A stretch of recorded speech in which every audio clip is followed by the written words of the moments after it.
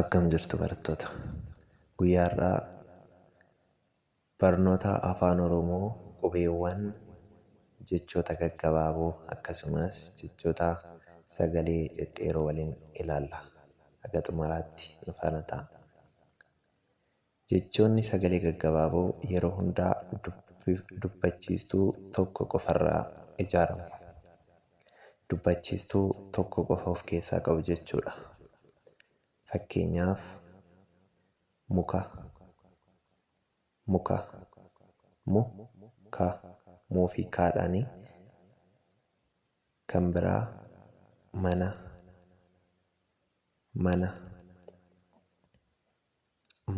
a tokkoo fi a tokko.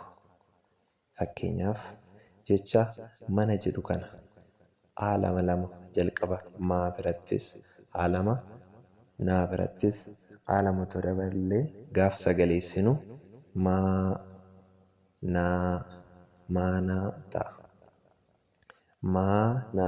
Maanaa ta'a jechuudha. Kanaaf jechi kunii kan qabu jechuudha.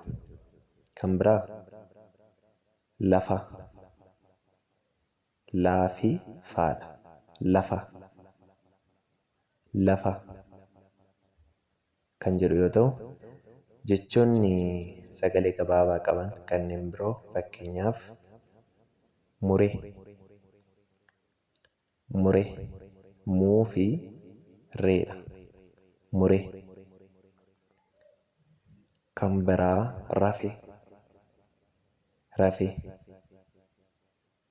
rafee kan jedhudha. Jechoonni kun dubbachiistuu tokko qofa of keessaa qabu. Kanaaf gaafa dubbisnu gabaabbatanii dubbifamu jechuudha. Jechoota sagalee gabaabaa fakkeenya tokko fudhanneetu gara jechoota dhedheerootti dabarra. Fakkeenyaaf kufee, kuu fi feedha. Kan biraa dhufee kan jedhu ta'a. Jechoota sagalee dhedheeroo yoo waliin ilaallu, jechoonni sagalee dhedheeroo dubbachiistuu lama of keessaa qabu. Fakkeenyaaf raafuu kan jedhu. Raafuu jennee dubbisna.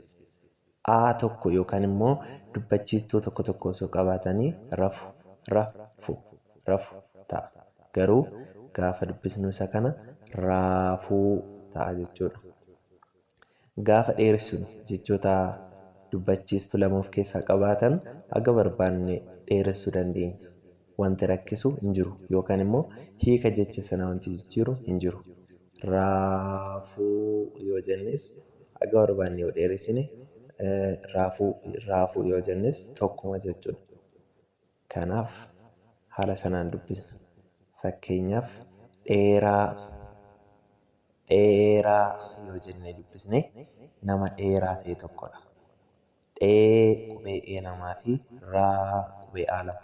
Dheeraa jenneetu dubbisna jechuudha gaafa dubbisnu. Kan biraa jechoonni sagalee dheeraa fakkeenyaaf laafaa yoo jenne, laafaa gaafa dubbisnu dheeressinee dubbisna jechuudha. Laafaa jenneetu dubbisna jechuudha. Kan biraa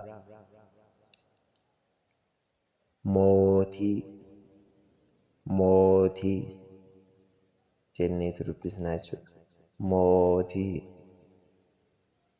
Mootii jennee dheeressinee dubbisna jechuudha. Fakkeenyaaf dubbachiistuu tokko otoo goone mootii ta'a jechuudha. Namoonni baay'een jechoota kana sagalee irratti rakkatu. Jechoota sagalee dheeraa akkasuma sagalee gabaabaa keessattuu jechoota sagalee gabaabaa sagalee irratti namoonni hedduun ni rakkatu jechuudha. Garuu baay'ee nama rakkisu. Baay'ee salphaadha. Kanaaf barnoota kana irra deddeebitanii gaafa dhaggeeffattan sirriitti hubattu jedhee yaada. Kan biraa jechoota sagalee dheeraa fakkeenya biraa gaafa fudhannu Daaraa. Daaraa jennee gaafa dubbisnu al lama ta'a jechuudha. Daaraa. Daaraa jenneetu haala sanaan dubbisna. Torbee itti aanu jechoota sagalee jabaa fi sagalee laafaa waliin ilaalla. Jechoonni sagalee dheeraa fi sagalee gabaabaa yeroo hundaa dubbachiistuu irratti qofa hundaa'u malee dubbifamaa hin ilaallatu jechuudha. Kana beekuu qabdu. Jechoonni sagalee dheeraa fi sagalee gabaabaa dubbachiistuu 5 qofa irratti hundaa'u malee dubbifamaa of keessaa hin qabaatan jechuudha. Yookaan immoo dhabuu isaanii otoo hin taane dubbifamaa irratti hin hundaa'ani jechuudha. Egaa barnoonni keenya har'aa asuma irratti dhaabata. Haga yoonaa isiniif galaa jira jedhee yaada. Wanta gaaffii isinitti ta'e koomentii jalatti gaafachuu dandeessu. Isiniif deebi'a jechuudha. Turtii gaarii.